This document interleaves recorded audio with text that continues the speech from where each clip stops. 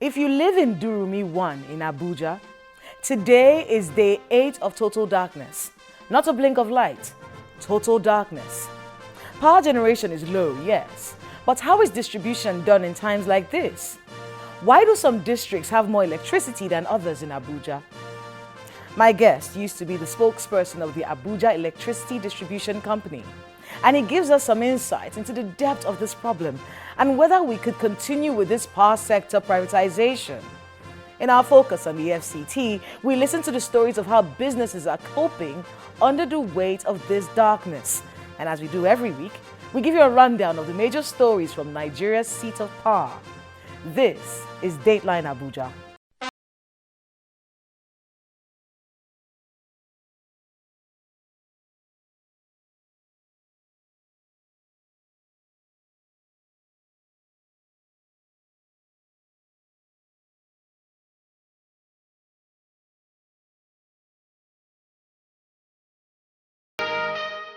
Hello and welcome to Dateline Abuja. I am Kayla Megwa. Let's begin with the major stories from the nation's seat of power. Vice President Professor Yemi Osinbajo says President Muhammadu Buhari and himself are good examples of great leadership, as they have not had any problem working together in the past 7 years. A statement from his media aide, Mr. Laolo Akande, states that Professor Osinbajo disclosed this when he received Senegal-based Grand Khalifa of Tijaniya movement, Sheikh Mahi Ibrahim Inyas. Beyond core regulatory roles, Professor Osinbajo wants government agencies to always show that they are responsible to the people that they serve and that they hold them in high esteem. He said this when he received a delegation of the West African Examinations Council. Thank you very much. The WAEC Council is in Abuja for their 70th annual general meeting, which was declared open by Professor Osinbajo. He said there is an urgent need for the review of the West African Secondary School Certificate Examination curriculum in view of the current global developmental challenges. We can and must go further. A key aspect of technological advancement in examinations that WAEC must commit to implementing is the online examinations, which speaks to exams conducted remotely on a computer with high-speed internet. Of course, the issue here, obviously, is the infrastructure that's required for that. High-speed internet, of course, means that we must have digital infrastructure that is able to carry this type, the type of innovation that we're talking about, which is the business of government and the private sector.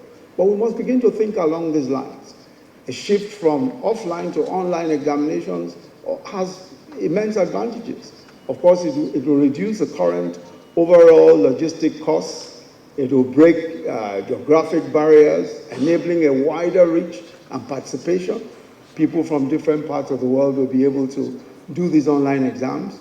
They provide real-time analytical assessment, reports to examiners and candidates, and of course, further curb the menace of examination malpractices. Professor Osinbajo presided over a meeting of the Presidential Enabling Business Environment Council, where the mid-term report of the 7th National Action Plan was discussed.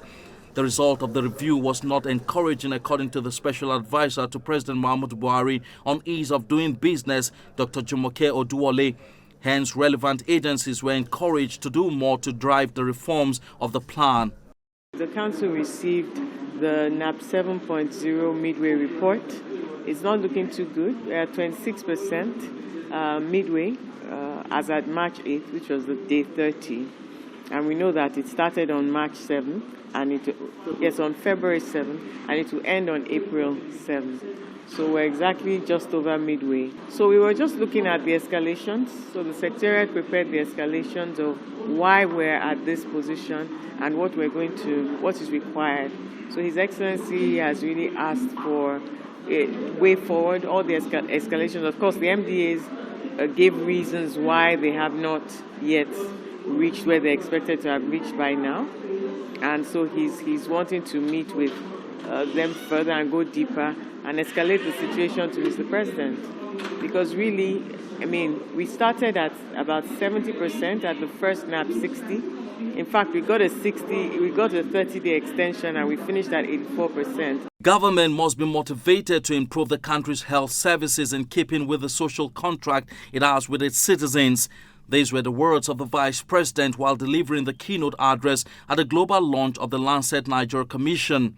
I think the report captures what it is that must motivate government to be more concerned about health policy, and especially to place health policy at the center of the social compact between the Nigerian citizen and the state. Nigeria has satisfied all 6 of the United Nations Convention on Road Safety, making it one of the first countries in Africa to do so. The Corps Marshal of the Federal Road Safety Commission, Mr. Boboye Oyeyemi, made a declaration after a closed-door meeting between Professor Shimbajo and the United Nations Special Envoy on Road Safety.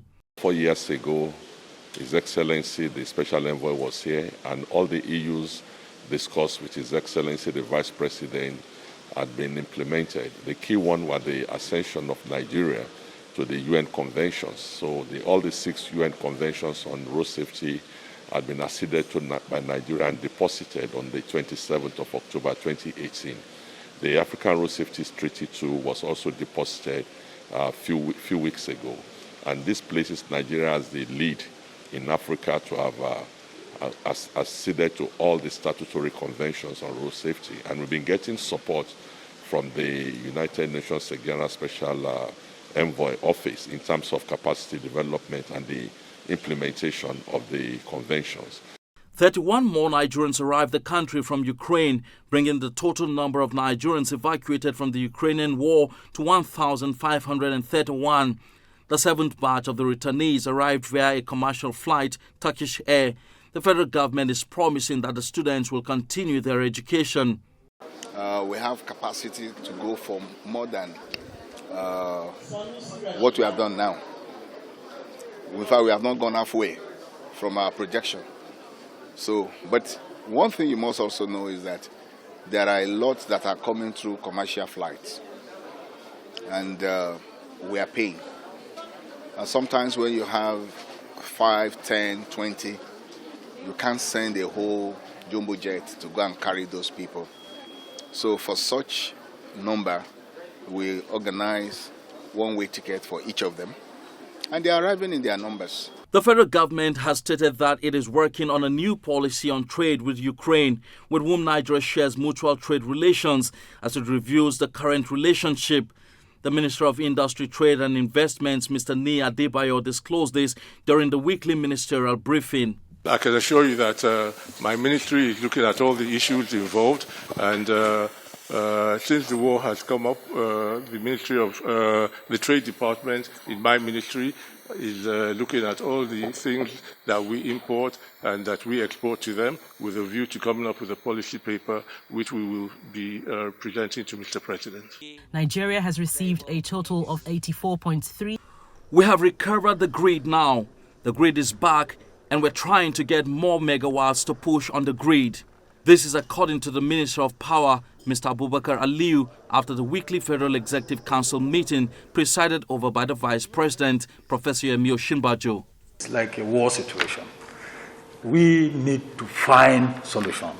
We need to come out with answers, quick ones, emergency solutions. The supply that goes down on the grid, it triggers some response. Some started to trip down, and that also causes the whole system to go down. We had it the first day, we recovered it. We had it again, we recovered it. So we are on top of it. We have recovered it now. The grid is back. We are trying to get more megawatts to push on the grid.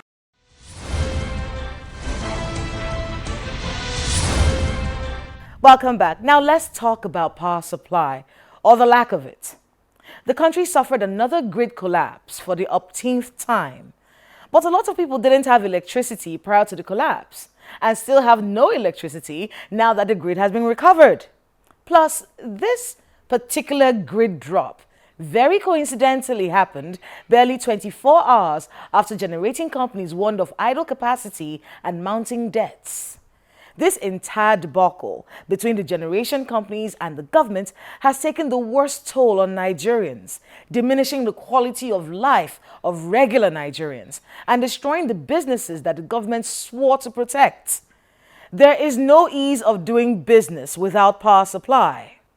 While small and medium-scale enterprises that survive mainly on premium motor spirits are struggling with the scarcity of petrol, bigger organizations that depend on diesel generators now must buy the product for above 720 naira per litre.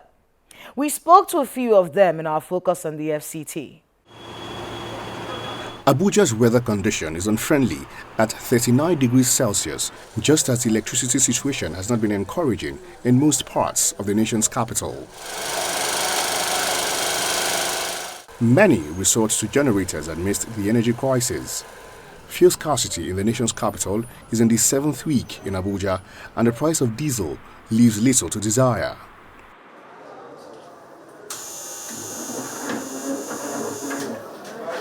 Businesses are worst hit as the energy crisis continues to take its toll on the nation's economy. It's affecting my business very seriously because, as a caterer, we need to store things. This is tomato season, but because no light, you can't store. And before you know it, tomatoes will dry up again. And we could not store. And it's affecting the business. Even chicken, all the livestock, meat, fish, we can't store anything. It's affecting us. So we keep on going to the market every time, on and off, which is not good, you understand? Of course, it's really affecting the economy generally. I think it's becoming more unbearable these days. The issue of this fuel scarcity inclusive. It has really affected it so much. Even at home, we have never enjoyed light for a minute. Can you imagine the whole of a month, you hardly get light for like one day. And many things we do, like we do use light for lighting, we use light to power most of our equipment, but the NEPA will never be there for you. That is it. I power my generator, I'll buy generator, service, a lot of things. All our equipment, we need to test them, you need to service them. It is NEPA, it is electricity that we use, but because they are not there, we just have to, at times you carry transport and go to another place to do your services because you don't have the light in your area. This week, total system collapse occurred twice in the national electricity grid within a space of 48 hours, plunging the entire country into total darkness. However, the system has been restored. According to the Manufacturers Association of Nigeria, manufacturers spend not less than 30% of their production cost on generators. Over 40% extra in total are added to costs, making Nigerian goods uncompetitive. If the government wants to fix the electricity issue, it's as simple as in 6 months, just like one of the ministers said during their campaign that 6 months was good enough for us to get electricity. So if the government wants to do this, it's just to be on top of their game. Let everybody be held responsible for what he or she is doing. If we have privatized a business and it's not working, the government could say, okay, if the contract should not be terminated or cannot be terminated, then forget about that one and go elsewhere, look for another customer. Give another customer a part. For example, we could use solar. Solar is no rocket science, isn't it? So the government could say, okay, ADC or the rest, you are not doing well again. We leave you where you are and we move on with our lives. The Minister of Power, Abubakar blames the erratic power supply currently experienced in Abuja and other parts of the country on a decline of water level in the hydro dams. With the reduction in hydro capacity during the dry season, additional load needs to be taken up by our gas plants. We are having maintenance work in the eastern axis around Odupani, leading to reduced power supply from the usually reliable NDPHC Calabar power plant. And we are having challenges at Okoloma gas station linked to AFAM 6 power plant. We are working with NNPC and other gas suppliers also to improve the pressure on the western axis, and that is precluding these units from reaching optimum supply. These challenges are surmountable, and we have a three-pronged approach as we are executing. According to the Minister of Power, Nigeria currently generates up to 8,000 megawatts, and the government under the Siemens Presidential Power Initiative is working to ensure optimum supply of gas to facilitate speedy restoration of power in the shortest possible time. The power generating companies in the country confirmed recently that 14 power stations are idle due to grid-related challenges and the inability of the government to pay for generated electricity. The government, on the other hand, blames the poor power supply on, quote, a dip in hydroelectric generation due to seasonal pressures coinciding with technical and supply problems at thermal stations, end quote. Should power generation go back to being government-owned? Has the power supply gotten better or worse since the privatization? How is distribution done in times of emergency? Why are areas like Durumi 1 and other districts in total darkness? What is the weakest link in Nigeria's electricity chain? My guest on the program is Mr. Oyebode Fadikbe, an energy expert.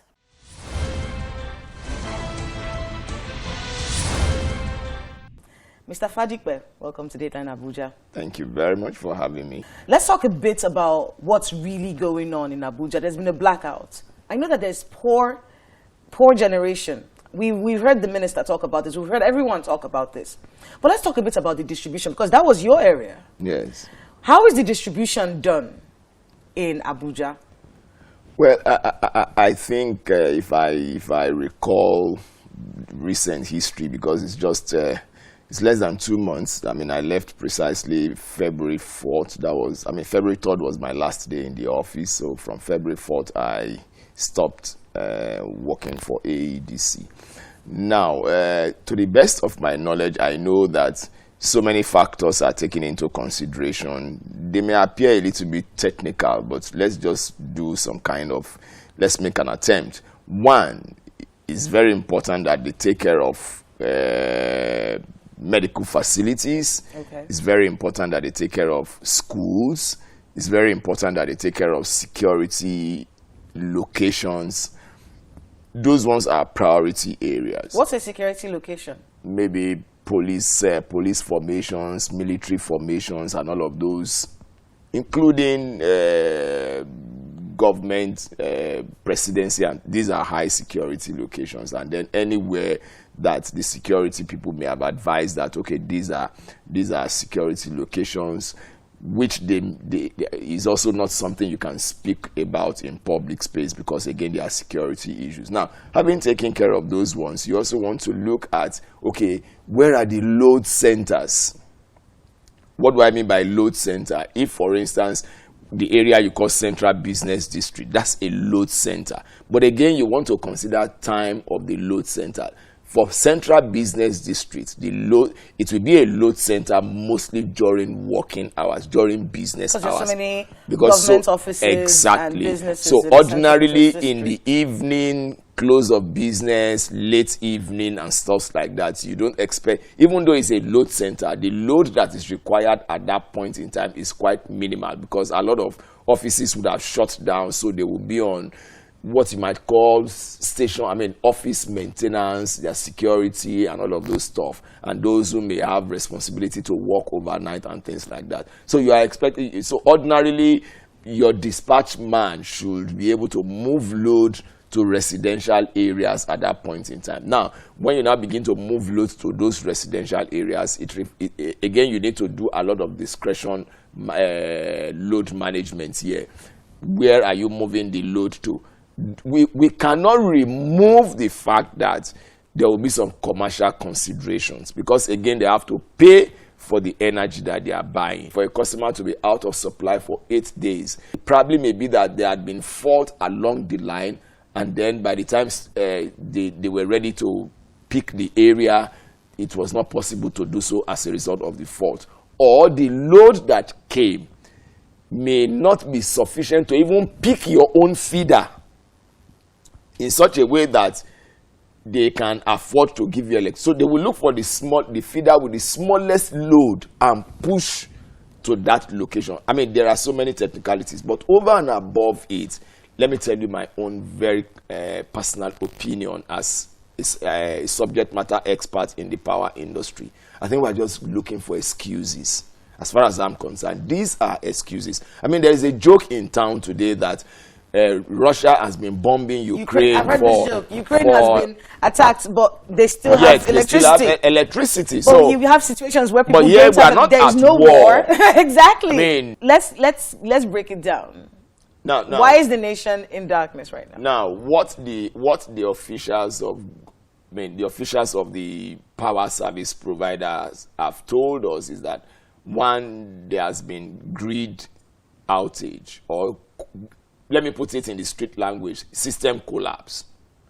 Now, when a system like we have it goes down like that, it must mean that there has been either too many people chasing the available load, or the load that is available is not taken by those who are supposed to take it. Because so that's what I've heard the Gencos say. Yes. They've said what we're actually producing, but they don't have the capacity to take. Yes. Is that what the problem is? So is this the government again? Now, Gencos have come out to give us that reason. Let me not call it an excuse. Gencos have come out to give us that reason that, okay, look, we are able to do this, but those other members of the value chain, which includes the middleman or the big user, I mean the wheeling company, which is a transmission company of Nigeria, is not able to take that. But transmission has also said we can take as much as 6,000, 8,100 megawatts, having done our stress test to show that we have the capacity to carry that load. Distribution end of it is the one that we have not had so much responses from, other than the fact that, dear customers, there has been a grid collapse. As soon as the grid is restored, we'll begin to serve you. We apologize for what is happening. But they have not told us whether, if the 8,000 megawatts is available, they are able to carry the load. The idea of privatization of the power sector, okay, we're supposed to meet up with the challenge that we're facing. Yes. Would you say it has failed? Do you subscribe to the end of the privatization of this sector? Privatization as a concept, there's nothing wrong with it. What it is intended to do is to bring in more of private sector driven, private enterprise driven power sector. Fantastic idea, nothing wrong with it. But in terms of implementation in Nigeria today, we can confidently say that all of the objectives, at least 3 or 4 of the objectives that were intended, have not been achieved. One, that upon privatization and after going through a particular length of the journey, the sector is supposed to be another stream of income for government. Has it worked? I am not aware that government has come out to say that the sector has provided it money. 2, that government will no longer fund the sector. That one I can say clearly that it has not worked, because government has even funded the sector up to about 1.something trillion as we speak today. So should we just give it back to the government? It may not come in a straight line manner like that. I won't say government should take back. Rather, I will say, look, all players, let's get back to the drawing board. Okay. The way it is working now is not the way it is intended to work. And if it is not working the way it is intended to work, the simple thing to do is to say, what are the things that are wrong with what we proposed?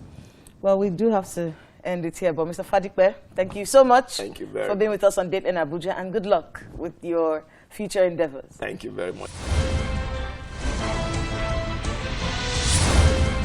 Thanks to my guest and the brave Nigerians who shared their harrowing experiences with us on the program.